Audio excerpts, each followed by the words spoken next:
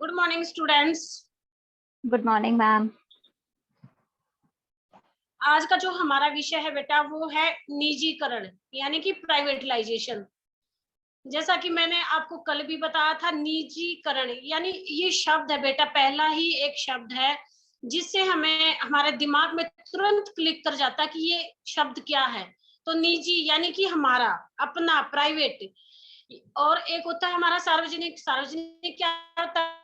यानी कि सबके लिए। तो निजीकरण क्या होता है और हमारे जो इंडिया में निजीकरण की जो व्यवस्था है वो क्यों की गई है, इसके क्या बेनिफिट हैं, क्या इसके हमारे सामने लॉस है, यानी कि क्या मेरिट्स हैं और क्या डिमेरिट्स हैं, लाभ है या हानि है, वो सारी चीजें आज हम पढ़ेंगे। तो प्राइवेटलाइजेशन क्या होता है और क्यों किया जाता है, इसकी क्या जरूरत है, ऐसा क्योंकि हम सरकारी चीज को भी हम प्राइवेट में तब्दील कर रहे हैं, बदल रहे हैं, तो इसका क्या कारण है, क्यों हमें प्राइवेटलाइजेशन करना चाहिए, तो वो हम आज पढ़ेंगे। तो प्राइवेटलाइजेशन का सबसे पहले बेटे मीनिंग है, यानी कि प्राइवेट प्राइवेट क्या होता है? अपना।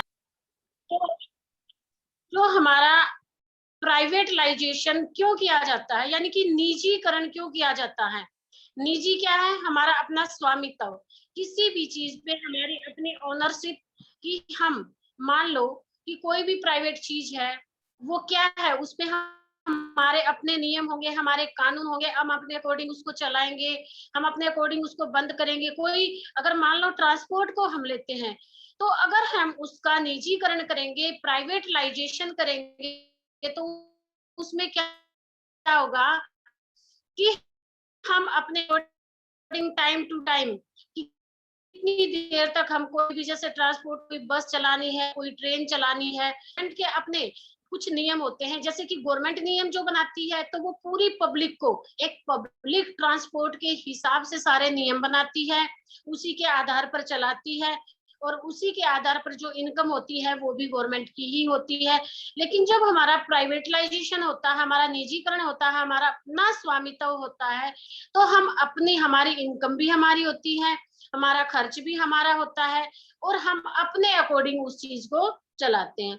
तो निजीकरण का जो मेन उद्देश्य है वो क्या है कि हमारी आर्थिक व्यवस्था को उचित सुचारू रूप से चलाना, आर्थिक जो मंदी है उसको उभारना, आर्थिक जो लाभ है उसके लिए, हमारी जो इकोनॉमिकली जो हमारी जीडीपी नीचे जा चुकी है उसको उठाने के लिए हमारी गवर्नमेंट कुछ स्टेप उठाती है, ताकि कुछ चीजों को निजी जो हमारे सरकारी अधिकार क्षेत्र में आते हैं उससे हटाकर निजीकरण में वो लाना चाहती है।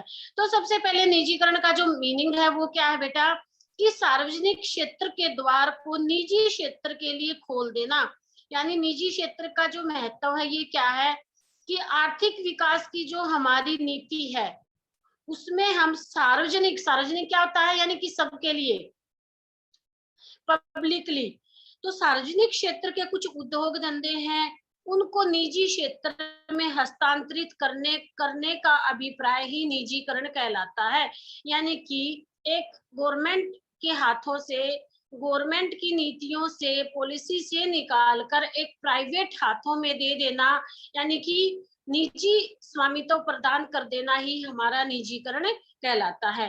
तो सबसे पहले इसकी एक सिंपल सी डेफिनेशन क्या है कि सार्वजनिक उद्यमों का निजी स्वामित्व, यानी कि privatisation implies the private ownership of public enterprises. यानी कि जो पब्लिक चीजें हैं, जो पब्लिकली उद्योग है, जो सार्वजनिक उद्योग है, उनका निजी हाथों में हस्तांतरित कर देना ही निजीकरण कहलाता है। इसके बाद जैसे हमारा बारबरा ने या जॉन लीन ने बोला है कि privatisation is the general process of involving the private sector in ownership of the operation of the private hands. यानी कि सार्वजनिक हाथों में जो चीज है, जो वस्तु है, जो उद्योग है, जो हमारे संसाधन है, उनको निजी हाथों में सौंप देना, उनका संचालन निजी हाथों में दे देना ही प्राइवेटलाइजेशन कहलाता है। तो इसमें क्या होता है बेटा कि हमारा प्रत्यक्ष यानी कि इसमें कई बार क्या होता है कि पूरा का पूरा हमारी गवर्नमेंट सारा का सारा ओनरशिप प्राइवेट हाथों में ना देके कुछ डायरेक्ट या इनडायरेक्ट वे में, यानी कि प्रत्यक्ष या अप्रत्यक्ष रूप से भी हमारी सरकार प्राइवेट हाथों में या निजी हाथों में सौंप देती है। यानी कि जैसे कुछ एडिड होते हैं, उसमें क्या होता है कि कुछ जो लिमिटेड कंपनियां हैं उसमें कुछ गवर्नमेंट का शेयर होता है और कुछ हमारा निजी शेयर होता है, यानी कि प्राइवेट होता है। तो मान लो 50% गवर्नमेंट का है और 50% हमारा अपना निजी स्वामित्व उसमें होता है। तो इस तरह से हमारी कुछ गैर सरकारी संगठन यानी कि नॉन गवर्नमेंट कुछ ऑर्गेनाइजेशन होती हैं, कुछ गवर्नमेंट ऑर्गेनाइजेशन है और कुछ नॉन गवर्नमेंट। तो जो नॉन गवर्नमेंट ऑर्गेनाइजेशन है उनको अपने लेवल पे नियम बनाने का, कानून बनाने का, और उद्योगों में जो वर्कर, जो वहां पे काम करने वाली कार्यकर्ता है, उनकी सैलरी बढ़ाने का, उनके भत्ते, उनका यातायात, इस तरह की सुविधा देने का पूरा हक हो जाता है। तो भारत में निजीकरण की योजना क्यों बनाई, क्या कारण है और क्या ये हमारे लिए सही है, इसके विषय में हम बताते हैं कि जो हमारी 1991 में बेटा हमारी एक नई आर्थिक नीति बनी थी, जो मैंने कल भी बताया था, यानी कि एक नई इकोनॉमी की डेवलपमेंट के लिए एक पॉलिसी बनी थी 1991 में। तो उसमें क्या किया कि ये डिसाइड किया गया कि जो हमारी आर्थिक नीति है वो सही नहीं है, यानी कि 1991 से पहले जो नीतियां चली आ रही थी वो उचित नहीं थी। तो उसके ऊपर मंथन किया गया, उसके ऊपर डिस्कस किया गया और हमारी नई नीति 1991 में बनकर तैयार हुई। तो इसमें क्या किया गया, इसके अंतर्गत निजी क्षेत्र को बहुत अधिक महत्व दिया गया, यानी कि प्राइवेटलाइजेशन पर बहुत अधिक फोकस किया गया। तो प्राइवेटलाइजेशन क्यों किया गया, निजीकरण क्यों किया गया, कि बहुत सारी जो सरकारी संस्थाएं थी उन वो सारी की सारी घाटे में जा रही थी, यानी कि इकोनॉमी हमारी बहुत नीचे जा रही थी। और मैंने कल भी बताया था कि 1986 के बाद हमारी इकोनॉमी को ऊपर उठाने के लिए हमारी सरकार ने पूरा का पूरा अपने देश का जो गोल्ड था उसको गिरवी रखा था, और उसके बाद हमें दूसरे देशों से लोन लिया था, उनसे उधार लिया था, और तब जाके हमारी जो गवर्नमेंट थी वो प्रोग्रेस में आई थी, यानी कि विकासशीलता उसमें आई थी। तो इसके बाद फिर हमारी गवर्नमेंट जैसे असेंबली 1991 में एक उद्योग के लिए यानी कि इंडस्ट्री के लिए भी एक नीति बनाई गई। तो इसमें क्या किया गया, इसकी कौन कौन सी विशेषताएं हैं वो निम्नलिखित है, यानी कि निजीकरण की जो प्रक्रिया है उसकी प्रमुख विशेषताएं ये हैं। सबसे पहले क्या है बेटा, सार्वजनिक क्षेत्र का संकुचन, यानी कि जो पब्लिक सेक्टर है उसको मिनिमाइज किया जाए, यानी कि संकुचित किया जाए, नैरो किया जाए, छोटा किया जाए। तो सार्वजनिक क्षेत्र यानी कि पब्लिक जो एरिया है उसको मिनिमाइज किया जाए, ये पॉइंट है हमारा। तो इसको क्यों किया जाए, तो 1991 में क्या किया कि हमारे कुछ ऐसे उद्योग थे या कुछ ऐसे हमारे क्षेत्र थे, जैसे हमारा वन विभाग, बिजली विभाग, हमारा पानी विभाग, हमारा ये जो अणु ऊर्जा है, ट्रांसपोर्ट विभाग, हमारा रेलवे है, एयर ट्रांसपोर्ट है, रोड ट्रांसपोर्ट है, और दूसरा हमारा कि जैसे हमारा डाकघर है या फिर बिजली है। तो ये सारे क्षेत्र यानी सारे के सारे एरिया थे हमारे गवर्नमेंट क्षेत्र के अधीन। हमारी एजुकेशन भी यही है। तो उसमें क्या किया गया कि 17 ऐसे उद्योग थे बेटा, 17 ऐसे उद्योग थे या इंडस्ट्री थी जिसमें से 14 को उद्योगों निजी क्षेत्र गया। यानी सबसे पहले 1991 में 17 जो एरिया थे, 17 जो क्षेत्र थे उनमें से 14 को सबसे पहले प्राइवेट बनाया गया, यानी निजी स्वामित्व प्रदान किया गया। लेकिन 3 ऐसे क्षेत्र थे, 3 ऐसे उद्योग थे, 3 ऐसे मंत्रालय थे जो गवर्नमेंट ने अपने पास रखे। उनमें से सबसे पहले था हमारा अणु ऊर्जा, यानी कि जो हमारी एटॉमिक जो ऊर्जा है, एनर्जी है, एक तो वो था। सेकंड था हमारा खनिज पदार्थ, यानी कि जो खनिज है, जो जैसे हमारा लोहा है, सोना है, तांबा है, अब्रक है या सोडियम है, जो हमें खनिज हमारे पास उपलब्ध है वो। और तीसरा था हमारा रेलवे। तो ये तीनों क्या थी, इन तीनों को गवर्नमेंट ने अपने हाथों में रखा। इसके बाद हमने देखा कि जो प्रतिस्पर्धा दिन प्रतिदिन बढ़ती गई और उदाहरण के लिए निजी क्षेत्र को दूरसंचार के लिए अनुमति देने लगे। अब आप जैसे हमारा बीएसएनएल था, तो वो था क्या था, वो गवर्नमेंट के अधीन था, हमारी भारत सरकार की एक संचार सेवा थी। लेकिन उसको क्या किया गया, अब धीरे धीरे बंद किया गया है और बहुत सारे जैसे आपका जियो है या एयरटेल है या वोडाफोन है, बहुत सारी कंपनियां हमारे सामने आई और वो सारी की सारी क्या है, वो तो प्राइवेट है सारी की सारी।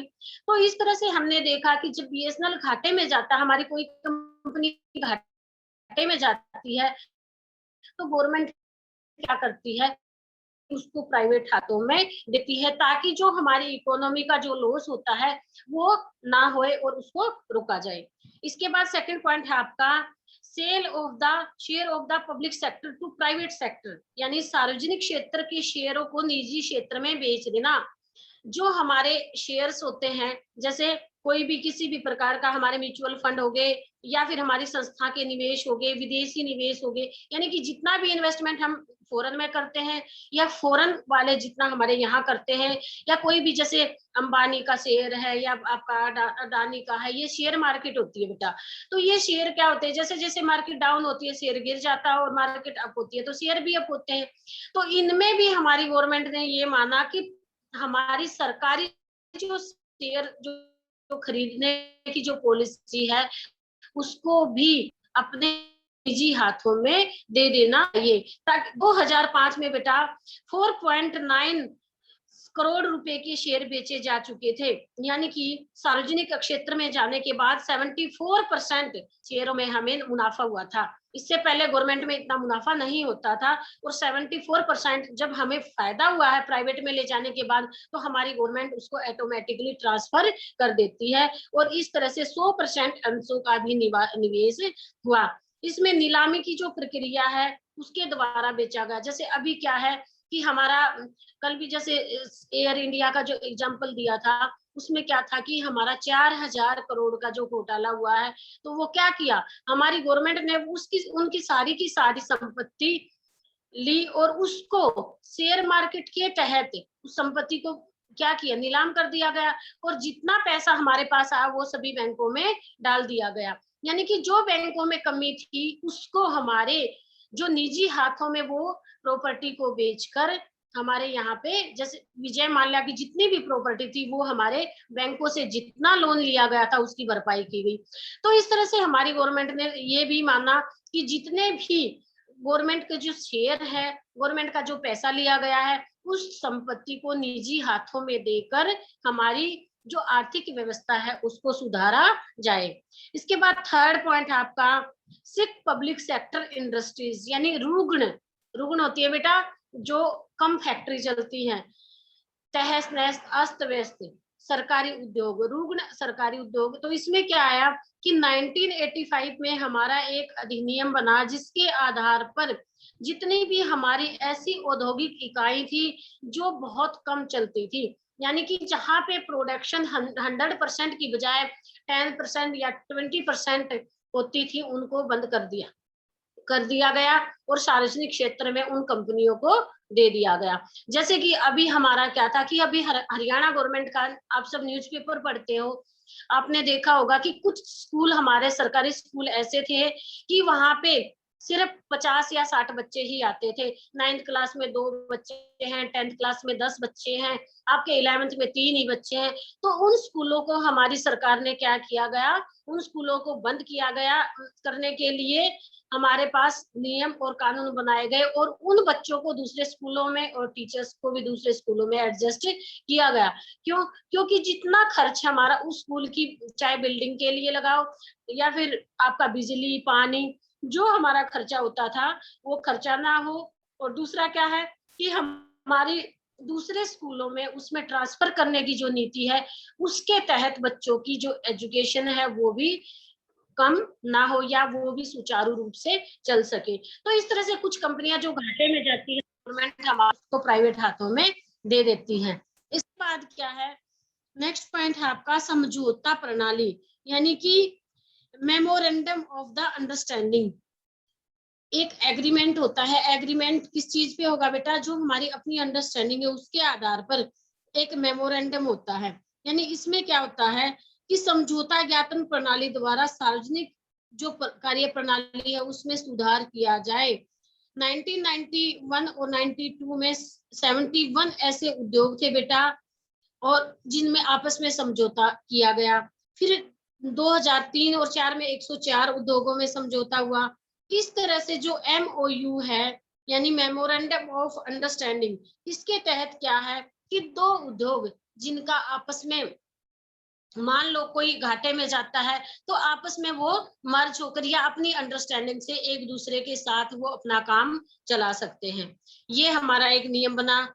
इसके बाद 5th पॉइंट है बेटा नेशनल रेन्यूअल फंड, यानी कि ये नेशनल रेन्यूअल फंड क्या हुआ बेटा, राष्ट्रीय नवीनीकरण कोष। तो इसमें क्या किया गया कि सबसे पहले 1992 में सार्वजनिक क्षेत्र के कर्मचारियों के हितों की रक्षा के लिए ये कोष यानी कि ये खजाना स्थापित किया गया। तो इसमें क्या किया कि जो भी फंड है कर्मचारियों का उसमें भुगतान किया जाए, जो सेवानिवृत्त है यानी कि जो भी अपनी मतलब जॉब के बाद जो भी सरकारी कर्मचारी है वो सेवानिवृत्त होता है यानी कि रिटायरमेंट होता है, तो उसके जितने भी फंड हैं, चाहे उसकी ग्रेच्युटी है या उसका जो PF है, जितना भी बनता है उसके तहत इस कोष या इस खजाने के तहत उस व्यक्ति की पूरी रकम उसको दी जाए। यानी कि वो कर्मचारी जो अपनी इतने साल की जैसे 30 या 35 साल की जितनी भी जॉब के बाद जब रिटायरमेंट होता है तो उसको उसका पूरा का पूरा फंड दिया गया। तो ये भी किया गया। इसके लिए भी एक प्राइवेट जो कोष है जो खजाना है उसकी स्थापना की गई और उससे उसमें फंड दिया गया। इसके बाद है बेटा implementation of the recommendation of the Rangarajan committee. तो ये रंगराजन कौन थे बेटा, ये हमारे वित्त मंत्री थे। यानी कि एक रंगराजन कमेटी में बनी थी। तो इसने क्या इम्प्लीमेंट किया, इसने क्या रिकमेंडेशन की, इसने ये बोला कि इस समिति के तहत सार्वजनिक क्षेत्र के लिए कुछ उद्योगों में 49% रिजर्वेशन की गई प्राइवेट के लिए और 74% जो शेयर है उनको इन्वेस्ट किया गया। यानी कि मान लो अगर 100% हमारे पास कोई भी प्रस्ताव आता है या कोई भी कंपनी है तो उसमें कम से कम 49% हमारा प्राइवेट हिस्सा होना चाहिए या रिजर्वेशन हमारी होनी चाहिए। इसके बाद क्या है कि सार्वजनिक क्षेत्र के उद्योगों का निगमीकरण यानी कॉरपोरेशन होना चाहिए। निगम के तहत उनका पूरा का पूरा लेखा जोखा भी होना चाहिए। दूसरा क्या है कि जितनी भी सार्वजनिक उद्योग है उनमें कर्मचारियों को शेयर की बिक्री के संबंध में सबसे ज्यादा प्राथमिकता दी जानी चाहिए। तो ये रंगराजन कमेटी की हमारी सिफारिश थी कि यानी कि 49% प्राइवेट का क्या होना चाहिए, रिजर्वेशन होना चाहिए, उसका निगमीकरण होना चाहिए यानी कि कॉरपोरेशन के तहत उस पे ध्यान रखा जाना चाहिए। तीसरा क्या है कि ज्यादा से ज्यादा शेयरों की बिक्री और खरीदने के लिए प्राइवेट व्यक्तियों को अधिक से अधिक इसमें भाग लेने की अनुमति होनी चाहिए। तो इस तरह से ये इसकी विशेषताएं थी। इसके बाद अगला पॉइंट है बेटा जो योजना है प्राइवेट सेक्टर की उसमें इन्वेस्ट जो करना है वो निजी क्षेत्र में वृद्धि होनी चाहिए। यानी कि योजना में निजी क्षेत्र के इन्वेस्टमेंट में वृद्धि। Increase in private sector investment in plan, यानी कि एक प्लान के तहत, एक योजना के तहत, एक नीति के तहत एक पॉलिसी बनानी चाहिए जिसके तहत हमें क्या करना चाहिए कि इन्वेस्ट करना चाहिए। मान लो जिस तरह से हमारी रंगराजन कमेटी ने 49% की जो रिजर्वेशन दी उसके साथ साथ हमारा क्या है कि जितनी भी हमारी पंचवर्षीय योजनाएं आती हैं, जैसे मैंने कल भी बताया था कि जैसे हमारा बजट बना, अब हमारा बजट जो निर्मला सीतारमण ने हमारा बजट अब ये 2021 वाला जो पेश किया था तो उसमें क्या था कि हमारा उद्योगों पे हमें इतना इन्वेस्ट करना है, एजुकेशन पे हमें 40% करना है, दवाइयों पे या मेडिकल खर्च पे हमें 50% करना है। तो इस तरह से हम क्या करते हैं कि अपने बजट में वो सारी पॉलिसी भी बनाते हैं। तो इन्हीं के तहत हमारी जो एक पंचवर्षीय योजना यानी कि हमारी पंचवर्षीय जो योजनाएं बनती है आफ्टर 5 ईयर, तो उसमें भी ये रिजर्वेशन होना चाहिए कि 5 साल के तहत, 5 साल के अंतर्गत जितने भी निजी क्षेत्र हैं उनमें निवेश हमारा होना चाहिए। तो कम से कम 42% हमारा जरूर होना चाहिए। अब जो 10वीं योजना थी उसमें 76% किया गया, यानी कि 2010 के बाद क्या बोला गया कि 76% हमारा प्राइवेटलाइजेशन होना चाहिए। यानी प्राइवेटलाइजेशन में क्या है कि जो सार्वजनिक क्षेत्र है उसमें 76 प्राइवेट हिस्सा हमारा होना चाहिए। आज के टाइम में देखो जैसे अभी क्या है कि हमारा सुनने में यही आता है कि जैसे मान लो बीएसएनएल हमारा ये बंद हुआ है क्योंकि ये सार्वजनिक था, घाटे की तरफ जा रहा था।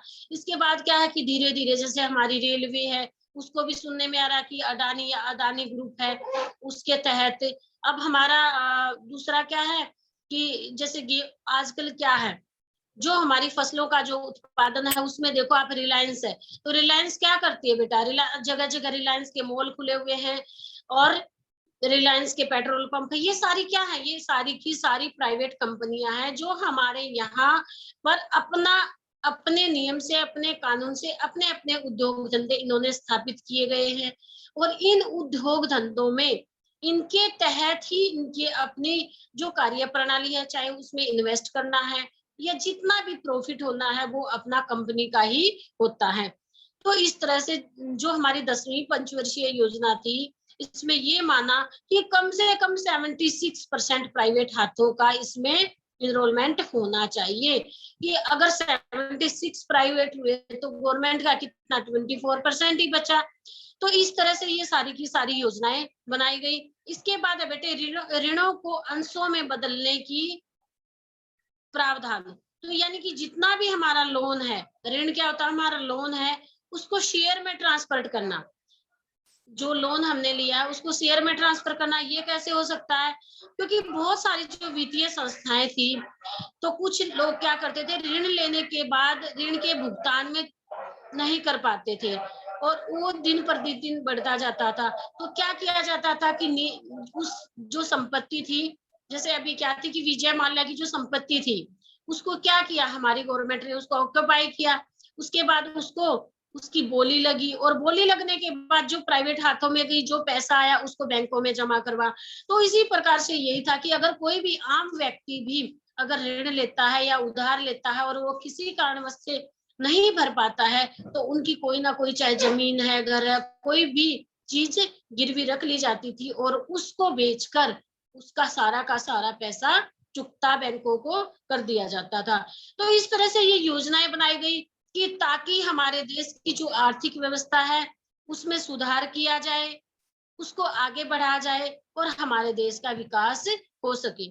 अब जो निजी व्यवस्था की गई तो इसके बेटे कुछ लाभ है और कुछ हानियां हैं। अब भारत में निजीकरण के सबसे पहले हम कारण बताएंगे कि हमारे देश में क्यों निजीकरण किया गया, क्यों सारा का सारा प्राइवेट हाथों में हमारा। आजकल देखो कि कितने सारे आंदोलन भी हो रहे हैं, हर जगह यही चर्चा है कि सब कुछ प्राइवेट होता जा रहा है। मान लो एक गवर्नमेंट स्कूल है तो उसकी फीस आप देखो और एक प्राइवेट स्कूल है उसकी फीस देखो।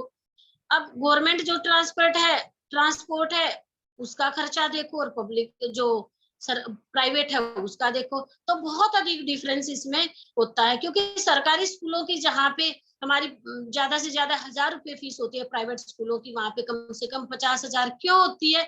क्योंकि वो सारा का सारा, चाहे ट्यूशन फीस है या आपका ट्रांसपोर्ट है या बिजली पानी, वो अपने अकॉर्डिंग उनको अपनी बिल्डिंग फंड है या सारे के सारे फंड उनको अपनी तरफ से देने पड़ते हैं। लेकिन जो गवर्नमेंट का होता है उसको गवर्नमेंट ही सारे फंड देती है। तो इस तरह से जो सरकारी चीजें होती है जो हमारे लिए खोली गई है वो सस्ती होती हैं हमारे लिए, यानी कि उसको हम वहन कर पाते हैं। अब भारत में क्यों किया गया निजीकरण, क्यों प्राइवेटलाइजेशन होना चाहिए? तो सबसे पहले क्या है, समाजवादी अर्थव्यवस्था का विघटन। यानी कि जो हमारा सोशलिस्ट इकोनॉमी है वो क्या थी कि दिन प्रतिदिन वो डाउन होती जा रही थी। जो सोशल जो इकोनॉमी है यानी सामाजिक जो अर्थव्यवस्था है वो लॉस में जा रही थी। इससे क्या था, तो उस पर अंकुश लगाने के लिए, उसको रोकने के लिए हमारे देश में प्राइवेट व्यवस्था स्थापित की गई। तो इस अर्थव्यवस्था को उदाहरण मानते हुए हमने क्या माना कि कुछ विकासशील देश थे, मान लो हमारा देश तो है ही विकासशील देश, क्योंकि जैसे अमेरिका है, ब्रिटेन, फ्रांस, रूस, जापान, ये सारे क्या हैं? ये सारे के सारे विकसित देश हैं। 3 तरह के होते हैं बेटा हमारे, एक विकसित, एक विकासशील देश और एक हमारा विकास पर। तो इसमें क्या है, जो विकसित जो कंट्रियां हैं, जो डेवलप्ड कंट्रियां हैं, वो ऑलरेडी डेवलप्ड है, उनके पास पूरी अर्थव्यवस्था, आर्थिक संसाधन उचित है। लेकिन बेटे जो विकासशील है, वो तो अपना क्या है कि वो रनिंग में है। तो हमारा देश एक विकासशील देश है, क्योंकि हमारे देश पर कम से कम 800 साढ़े 800 वर्षों तक मुसलमानों का, जो बाहर से जैसे मोहम्मद गजनबी थे, गौरी थे, इन्होंने हमारे देश पर आक्रमण किया और हमारे देश को खूब लूटा। इसके बाद क्या हुआ कि हमारे पास यहाँ पे तुर्की भी व्यापारी आए, पुर्तगाली भी आए और अंग्रेजों ने भी कितने वर्षों तक शासन किया। तो हमारा देश गरीब होना ही था। यहाँ से सामान लेके वहां पे कच्चा माल यहाँ से जाता था, वहां से तैयार माल आता था और हमें उसी उसी माल से हमें 2 गुना हमारे से पैसा वसूला जाता था। तो गरीबी अपने आप आनी है। तो हमारा देश आजादी के बाद क्या हुआ कि जैसे जैसे हमारी अर्थव्यवस्था पटरी पर आई, हमारी इकोनॉमी धीरे धीरे उसमें सुधार आया। तो हमने यही देखा कि जैसे यूरोप है, यूएसए, जापान, जर्मनी की अर्थव्यवस्था में निजी क्षेत्र के कारण तेजी से आर्थिक प्रगति आई है। यानी कि हमने दूसरे देशों के उदाहरण लिए, जैसे यूरोप में जापान है, जर्मनी है। देखो सेकंड वर्ल्ड वॉर जब हमारा 1942-49 तक सेकंड वर्ल्ड वॉर चला, तो हम जापान था, जापान पे तो इतना बुरा असर पड़ा था, वहां पे जो परमाणु बम डाले गए थे, तो सब कुछ नष्ट हो चुका था। लेकिन धीरे धीरे आप ये देखो कि आज के टाइम में जापान हमारे से भी आगे है। क्यों है? क्योंकि वहां पर बहुत सारी की सारी जो आर्थिक जो सुविधाएं हैं, अर्थव्यवस्था है, उसको आगे बढ़ने का एक ही कारण है, वो है निजीकरण। तो जापान में और तो और पुलिस जो डिपार्टमेंट है, जो डिफेंस है, वो भी प्राइवेट हाथों में दिया गया है। तो इस तरह से हमने बहुत सारे जो बाहर के देश थे, उनकी अर्थव्यवस्था का जब हमने अध्ययन किया, तो उसका यही कारण हमने माना कि जो आर्थिक प्रगति है, उसका सबसे बड़ा कारण निजी क्षेत्र का अधिक से अधिक एनरोलमेंट होना है। यानी कि हमारी अर्थव्यवस्था में जो बाजार का मूल्य है, उसमें हमारा सार्वजनिक की बजाय निजी जो क्षेत्र है, उसमें कुशलता अधिक दिखाई दी। यानी कि सार्वजनिक जो क्षेत्र है, उसमें हमारी कुशलता, कार्य कुशलता नहीं देखी गई जितने की निजी क्षेत्र में। तो इसके बाद क्या है कि सरकार पर भार। तो इससे क्या है कि बहुत सारे सरकार के ऊपर बहुत सारे उद्योग धंधों का भार है। अगर हम प्राइवेट हाथों में दे देते हैं तो वो भी कम होगा, इसलिए भी हमारे देश में प्राइवेटलाइजेशन किया गया। इसके बाद है पूंजीवाद के लाभ उठाने के लिए। यानी कि हमारे देश में जैसे जापान, अमेरिका, सिंगापुर, कोरिया आदि पूंजीवादी देश बहुत सफल है। तो इन अर्थव्यवस्था से हमें भी लाभ मिले, प्रतिस्पर्धा बढ़े, टेक्नोलॉजी आए और कार्य कुशलता में भी वृद्धि हो। तो इसलिए निजी क्षेत्र में पूंजीवाद का लाभ उठाया जा सकता है। यानी कि जब प्राइवेट हाथों में इतना पैसा है, तो उसको हम इंडस्ट्री में लगाए तो हमारी इकोनॉमी अपने आप ही इंक्रीज होगी। इसके बाद क्या है कि वैश्वीकरण को बढ़ावा देना, यानी कि प्रमोटिंग ऑफ द ग्लोबलाइजेशन। इससे क्या होगा कि निजी क्षेत्र से वैश्वीकरण को बढ़ावा मिलेगा। जो विदेशी जो कंपनियां हैं, वो हमारे देश में आएंगी, प्राइवेट कंपनियां हैं, यहाँ पे आके उद्योग धंधे स्थापित करेंगी और हमारी अर्थव्यवस्था अपने आप ही बढ़ेगी, हमारे देश के लोगों को रोजगार मिलेगा। दूसरा क्या है कि जैसे जैसे हमारे देश का भी जो शेयर है, वो भी बढ़ेगा, शेयर मार्केट भी इंक्रीज होगी और दूसरे देशों के साथ हमारा व्यापार भी बढ़ेगा। तो इसलिए भी हमारी सरकार ने निजीकरण पर बल दिया। तो ये थे कारण कि निजीकरण क्यों किया गया हमारे। अब इसका उद्देश्य क्या है, इसके क्या है बेटा प्राइवेटलाइजेशन के। तो उससे पहले क्या है, इकोनॉमिक डेवलपमेंट। मेन पॉइंट इसका यही है कि आर्थिक विकास हमारा होना चाहिए।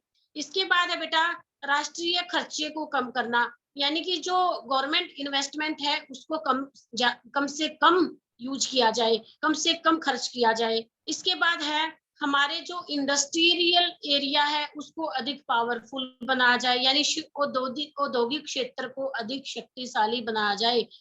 नेक्स्ट पॉइंट है राष्ट्रीय साधनों का अधिक से अधिक उपयोग, यानी कि जो हमारे नेशनल जो इंस्ट्रूमेंट है, नेशनल जो हमारे पास इक्विपमेंट है, उनका ज्यादा से ज्यादा यूज में लाना।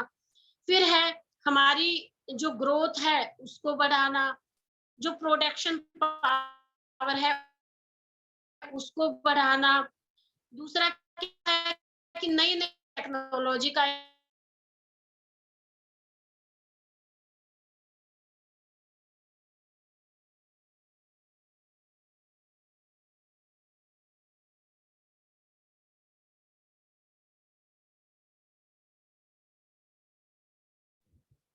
वीडियो पॉज हो गई।